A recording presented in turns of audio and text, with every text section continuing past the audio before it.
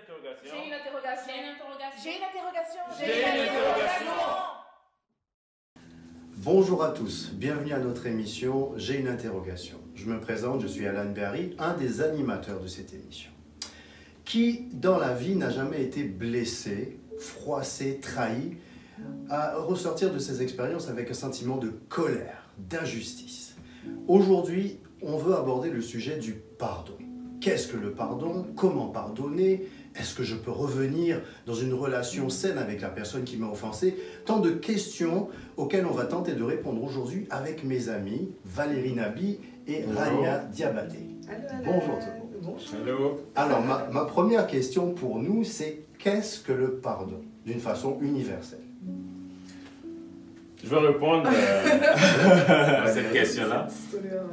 Étymologiquement, le pardon vient du latin, qui est perdonare, qui désigne l'action de donner complètement. Okay. On connaît aussi le fait de ne pas tenir rigueur et la rémission d'une offense.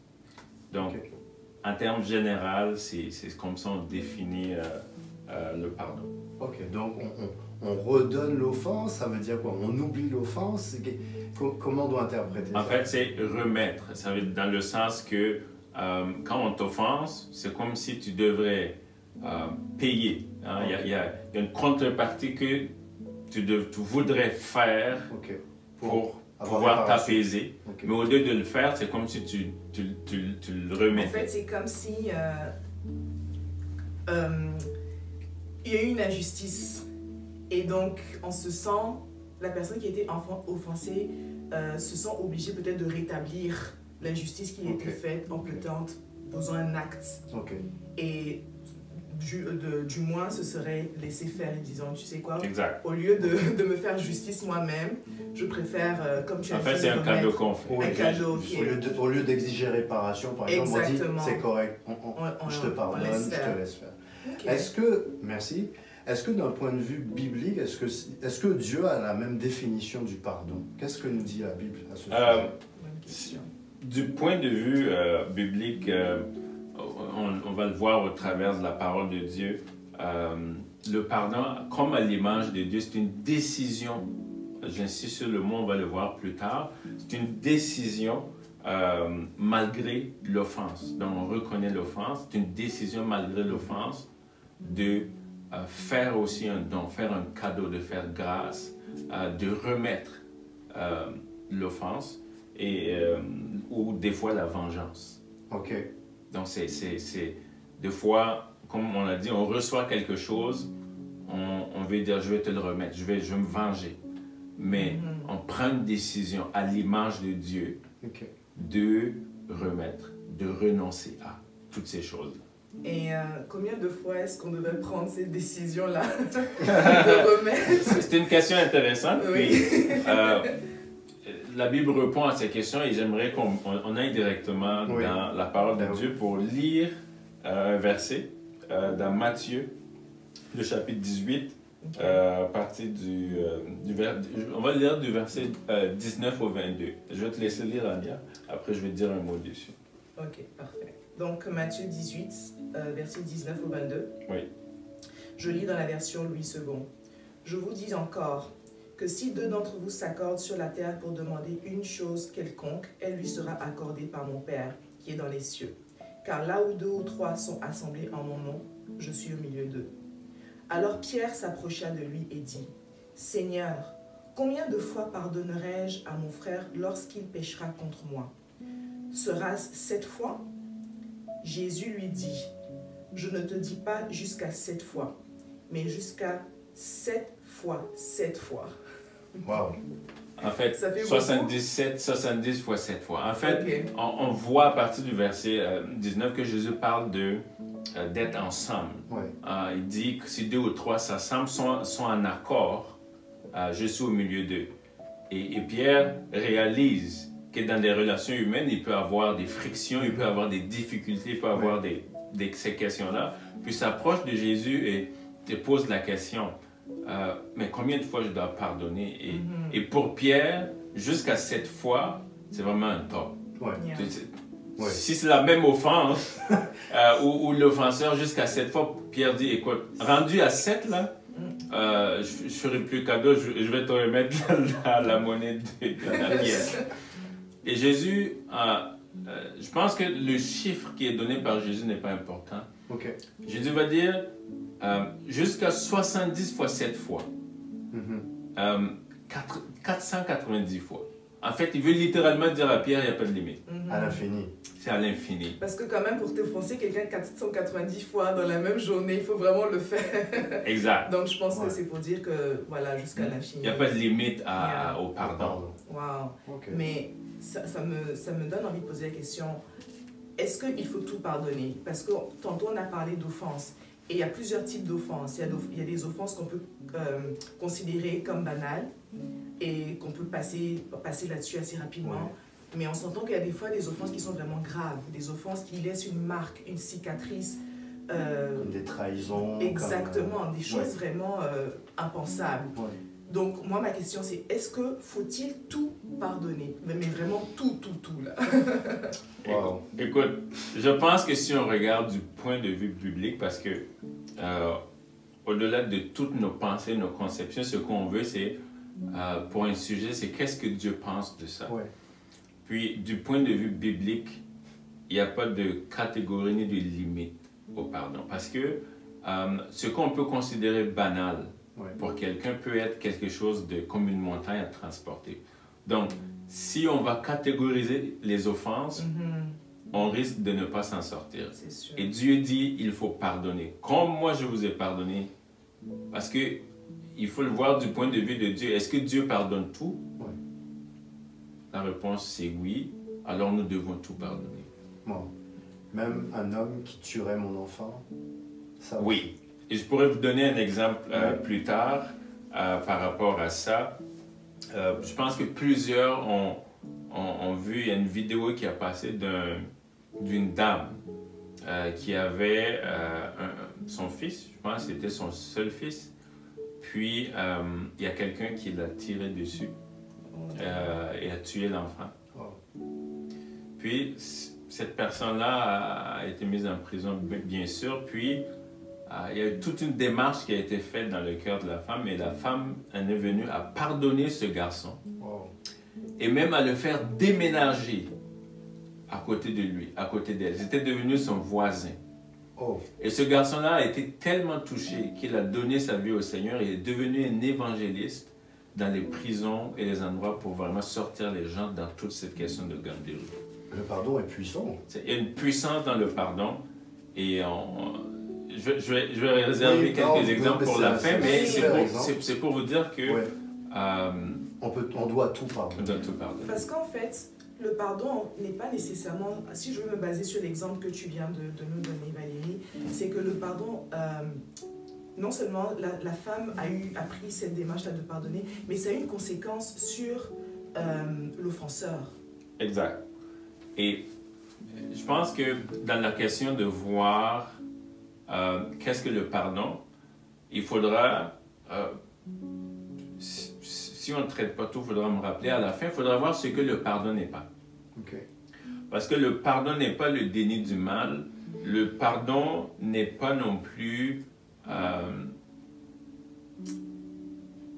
qu'il n'y aura pas justice. Ce garçon-là a dû faire la prison parce que tout péché a des conséquences. Il a dû répondre de ses actes. Exactement. Donc, mais on pourra voir plus tard ce que le pardon n'est pas. C'est ce mythe-là, des fois, qui est dans la tête des gens, où des fois, le pardon, il faut faire un déni. On m'a fait mal, mais pour pardonner, je dois dire, ben, j'ai pas mal.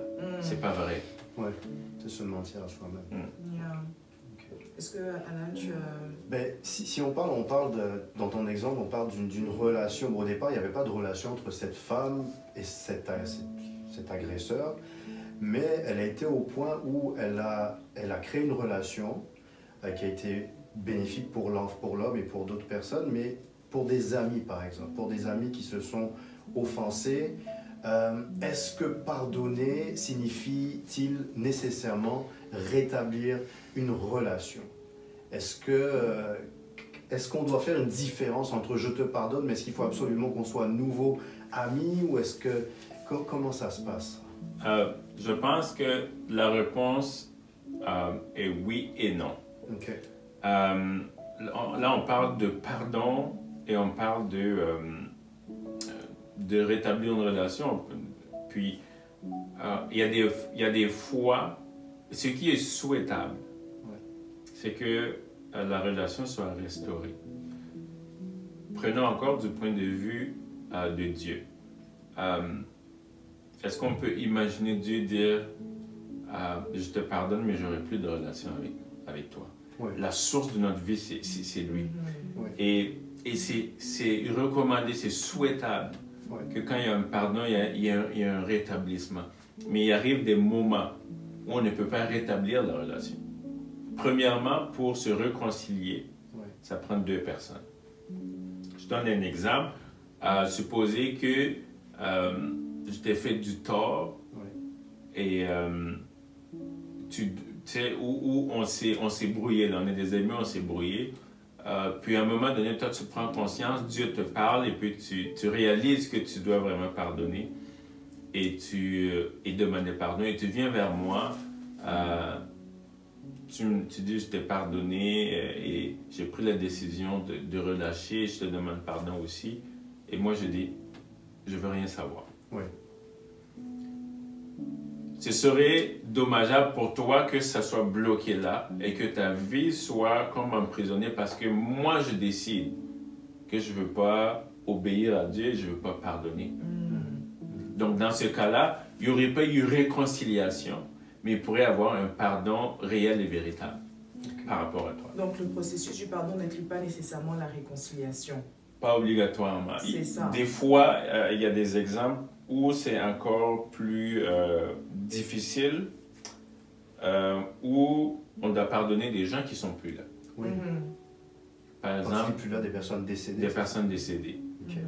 Soit pendant leur vivant ou après leur mort, on va découvrir quelque chose qui va se passer, puis il y a quelque chose qui va monter, une colère, et on voudrait se venger, puis la personne n'est plus là. Puis on se met comme dans une prison. Et vice-versa, la personne peut être décédée et on veut lui demander pardon. Peut-être Oui, que la personne est partie offense, pour une offense qu'on a causée. exact. Et aussi, une offense qu'on a reçue, ben, la personne on estime qu'on n'a pas, la personne ne nous a pas demandé pardon, mais Exact. la personne n'est plus là. Donc, dans les deux cas, comment est-ce qu'on devrait gérer ça? Techniquement, dans le cas où la personne n'est plus là et c'est nous qui sommes l'offenseur, il faudra demander pardon à Dieu parce qu'on ne peut plus aller voir la personne pour demander pardon. Si la personne a une famille et que le tort a été fait aux membres de sa famille, on peut aller directement vers ces membres-là et demander pardon. Dans le cas où on est l'offensé, écoute, il faudra prendre la décision devant Dieu de pardonner, de relâcher, et puis pour pouvoir vivre une vie correcte. Ouais. Je pense que c'est vraiment important d'insister sur le point où parce qu'il y a des gens peut-être qui sont dans des situations où ils ont pris la décision d'aller voir la personne qu'ils ont offensée, leur demander pardon, mais l'offensé refuse de pardonner. Vous avez fait votre part, n'est-ce pas, en allant voir la personne, en demandant pardon. Si l'autre personne décide de ne pas vous pardonner, c'est vraiment, ça reste sur cette personne-là. Mais toi, dès l'instant où tu as fait poser cette action-là d'aller voir et demander pardon, soyez relâchés. C'est sûr que ce n'est pas évident et puis c'est sûr que le tort a été causé, mais une fois que la repentance et puis le pardon a été demandé vis-à-vis de Dieu et puis même que vous avez fait ce pas-là d'aller voir la personne pour demander pardon, à ce moment-là, est-ce qu'on peut dire que on a été pardonné? Exact. Comment libérer les personnes? Exact. J'ai rencontré des personnes qui vivaient avec la culpabilité par rapport à ça. La relation n'a pas pu être restaurée à cause de l'autre personne. Puis eux, ils vivent avec ce poids-là de penser que le pardon n'a pas pu être accordé et tout ça. Mais comme on dit, pour se réconcilier, il faut être deux. Puis il faut être sincère dans notre cœur. De toutes les façons, Dieu regarde au cœur. Oui. Que vous avez fait vraiment la démarche de pardon, d'aller et de restaurer, puis l'autre personne n'a pas voulu. Dans ce cas-là, il faut vraiment être libéré de ça et bien sûr prier pour l'autre personne pour qu'il y ait une action de Dieu qui soit faite. Définitivement. Oui. Donc, si je comprends bien, ma prochaine question était quelles sont les étapes pour pardonner. Donc, tu disais tantôt qu'il ne faut pas non plus jouer l'autruche et puis nier ce qu'on ressent de sentiment d'injustice et tout ça.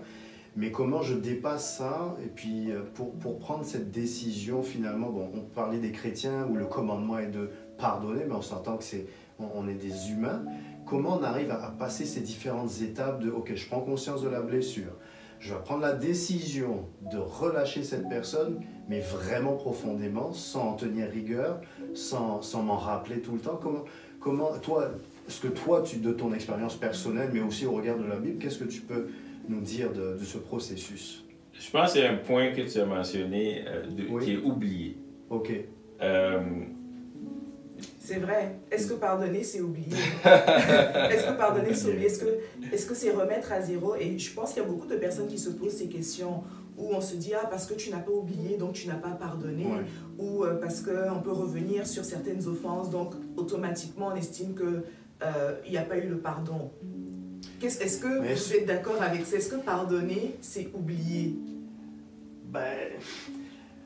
Moi, je suis un peu mitigé sur cette question de l'oubli. Je pense qu'on peut pardonner, c'est-à-dire ne plus avoir de la rancœur ou une envie de réparation, mais on peut ne pas oublier la situation qui a conduit à ça. Effectivement. Mais sans que ça soit un souvenir pour raviver une envie de réparation constante ou aller rappeler à la personne « Ah oui, tu m'avais fait ça, tu te rappelles ?» tu sais. Donc, je pense qu'il y a une limite entre les deux. Parce que si c'est quelqu'un, par exemple, qui a vraiment des grosses difficultés dans ses relations, qui ne peut pas s'empêcher de blesser ou parce qu'il a un dysfonctionnement dans sa santé mentale, on ne va pas oublier comment il est. Donc, peut-être à l'avenir, on sera plus prudent. On va avancer avec lui avec des précautions. J'en sais rien. C'est mon exemple personnel. Mais je ne sais pas. Qu'est-ce que vous en pensez? Je pense que plusieurs personnes se basent sur certains versets bibliques pour avancer ce point de l'oubli. Okay? Par rapport à Dieu, il y a des versets. Le psalmiste va prier comme ça dans le psaume 130, verset 3, en disant à Dieu, si tu gardais le souvenir des iniquités, Seigneur, qui pourrait subsister? Si tu gardais le souvenir, si c'était constamment dans tes souvenirs, comment on pourrait subsister? Et Dieu lui-même qui va dire dans Ésaïe 43, je ne me souviendrai plus de tes péchés. Et le même psalmiste va dire dans le psaume 25, il dit, ne te souviens pas des fautes de ma jeunesse, Seigneur. Et on connaît le verset où on dit Dieu pardonne puis jette dans la mer de l'oubli. Et plusieurs se disent, ben, tant que je n'ai pas oublié, je ne vais pas pardonner. Dieu peut oublier, Dieu est parfait, Dieu peut oublier, il peut décider d'oublier, puis le jeter, puis remettre le compteur à zéro, tout ça. Des fois, c'est bien de ne pas oublier. Ok. Je donne un exemple. J'ai des cicatrices dans mon corps. Quand j'étais plus jeune, je me suis blessé. Quand je regarde les cicatrices, je me souviens très bien comment je les ai faites. Dans un sens, ça me protège. Si c'est parce qu'on m'avait dit de marcher, puis je me suis mis à courir, puis j'ai frôlé un mur, je me souviens pour me protéger que dans cette situation-là, il ne faut pas que je cours. Donc, je n'ai pas oublié la façon dont je me suis blessé, mais j'ai plus mal. Oui, c'est un bel exemple. Donc, on peut, et tu l'as bien dit, si le rappel relève encore des émotions et douloureux et tout ça dans mon cœur, peut-être qu'il y a quelque chose, il y a un travail qui n'a pas été fait. Mais si je peux me souvenir simplement que à cet endroit-là, je ne dois plus y aller parce que je risque de me faire mal. Et ce souvenir-là me protège dans un certain sens. Mais ce n'est pas un souvenir pour rappeler constamment la personne. Oui, comme une dette Ouais, non réglée. Tu sais, des gens, chaque fois, tu parles avec eux, puis c'est « Ah, tu te souviens à 10 ans ce que tu m'avais fait et tout ça. Ok, pourquoi? Mais je pense même pas que ce soit réaliste de pouvoir oublier. Nous sommes des êtres humains, nous avons un cerveau, une mémoire. C'est pas parce qu'on te pardonne qu'on devient amnésique. Oui, c'est vrai. Donc, je vous rejoins là-dessus en disant sur le fait que pardonner, ça ne veut pas nécessairement dire oublier. On peut passer à autre chose, repartir sur de nouvelles bases, mais je n'ai pas oublié. Parce que de façon même peut-être physique, ce n'est pas possible, c'est dans ma mémoire, je m'en souviens. Mais comme on a dit, ça ne me fait plus mal. Du moins, les émotions, la blessure n'est plus ouverte, elle a cicatrisé, je peux passer à autre chose, mais je m'en souviens encore. Mais comme je le répète, tu ne passes pas tes nuits à y penser. Et effectivement, voilà, c'est ce que... Quand on va te poser la question, mais comment tu as eu cette blessure-là, je peux me souvenir du quand est-ce ou comment ça s'est passé, mais si je passe mes nuits à penser, c'est un bon mot, à méditer dessus, Oui, ça marche pas. Clairement, il y a quelque chose qui... Mais des fois même, je trouve que lorsqu'on a vraiment, je ne vais pas dire pardonner, parce que oui, on a pardonné, mais des fois aussi on oublie même les détails. On peut dire, pas que tu as oublié l'offense, mais tellement que tu as pardonné, que tu es passé à autre chose et que tu t'es reconstruit, tu oublies certains détails qui t'échappent, bon, je ne sais plus trop, un peu, voilà. Mais à certaines personnes, ils peuvent te dire le jour, l'heure, l'année, à quel moment, à quel endroit. Et peut-être que c'est de là que vient qu'il y a un travail qui n'a pas encore été fait. Quand on parle de travail, justement, et si on devait nous adresser à nos téléspectateurs, est-ce que Dieu a une part dans la restauration, dans la guérison de nos émotions? Est-ce qu'on peut s'adresser à Dieu et dire, Seigneur, j'aimerais, mais j'y arrive pas parce que j'ai encore beaucoup de douleur. Est-ce que tu peux m'aider à enlever cette douleur? Est-ce qu'on peut demander à Dieu ça? Ouais. Je vais répondre à cette question-là, mais avant ça, j'avais dit que plusieurs personnes n'arrivent pas à pardonner parce qu'ils ne savent pas ce que le pardon n'est pas. Ok. Oui. Et il y a eu plusieurs enseignements, plusieurs informations qu'ils ont pu entendre, qui a peut-être biaisé. Okay? J'en ai parlé premièrement. C'est que 2-3 points de ce que le pardon n'est pas. Le pardon n'est pas le déni. Comme je dis, il y a des gens qui ont mal ou qui en veulent à la personne et qui disent, mais je lui en veux pas, je lui en veux pas, Non, tu lui en veux. Ok. Tu comprends? Donc reconnaître... Il faut reconnaître son état. Ça, c'est une première étape. C'est une première étape. Donc, il ne faut pas nier l'offense, il ne faut pas nier la souffrance. Parce que sinon, c'est faire l'autruche. J'ai mal, mais c'est la pensée positive. C'est un mensonge. Non, j'ai pas mal. Non, t'as mal. J'ai mal, je lui en veux à mort. C'est bon. Tu comprends? Oui. C'est la première chose. Deuxièmement, le pardon n'est pas la tolérance du mal. Si on est ensemble, puis à chaque fois que je m'approche de toi, tu piétines mon gros orteil. Et que tu dis rien. Je dis rien. Sous le coup du pardon, je ne veux pas continuer à m'approcher de toi pour que je vais reculer. Tu comprends? Donc, puis il y a des gens qui pensent que pour pouvoir pardonner, il faut toujours s'approcher, recevoir la douleur. Puis Jésus a dit, si on te gifle là, donne-la. Puis tu continues à te faire gifler là, puis bon, je reviens, on gifle ici. Puis c'est comme, non, on n'est pas maso. Il n'y a personne qui aime la souffrance. Donc à un moment donné, donc c'est ça. On a parlé de l'oubli. Le pardon n'est pas forcément d'oublier. Le pardon, là ce que je vais dire un peu touché, dans le cas de la femme qui a eu son enfant tué,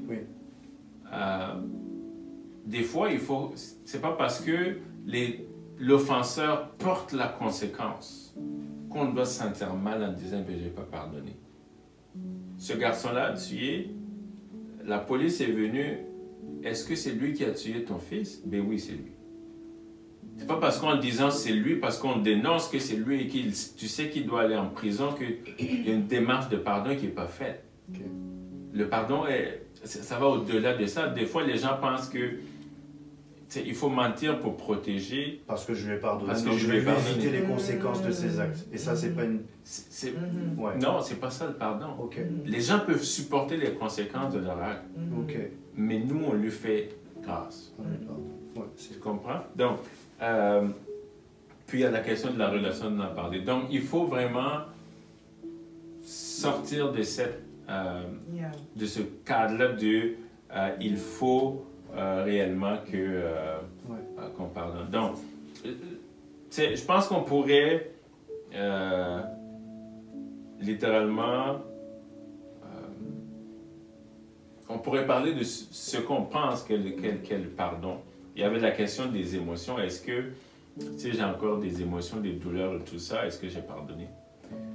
Je vais vous laisser dire, puis j'ai un exemple de quelqu'un qui a vécu ça, que j'aimerais vous partager, qui n'arrivait jamais à pardonner parce que dans sa tête, il y avait ce blocage-là. Wow. Et de voir comment Dieu peut aider à ça. Très bien. On va s'arrêter là. Oui, Rania, le sujet est tellement intéressant oui, qu'on a envie de pas, j'ai envie de continuer. continuer. Oui, oui. Mais on va s'arrêter là pour la première partie Oui. sur le pardon. Mais ne vous inquiétez pas, il y aura une deuxième. On va poursuivre le sujet parce qu'il y a beaucoup de questions qu'on se pose et c'est un thème tellement important qui nous touche nous tous. Oui. Un thème universel. Exactement, qui nous touche tous. Donc, on va définitivement rentrer dans plus de questions, partager, aller en profondeur et vraiment, on espère que ça va vous faire du bien. Donc, restez avec nous et on se retrouve très bientôt à la partie 2 sur le thème du pardon. Merci, au revoir. Merci, au revoir.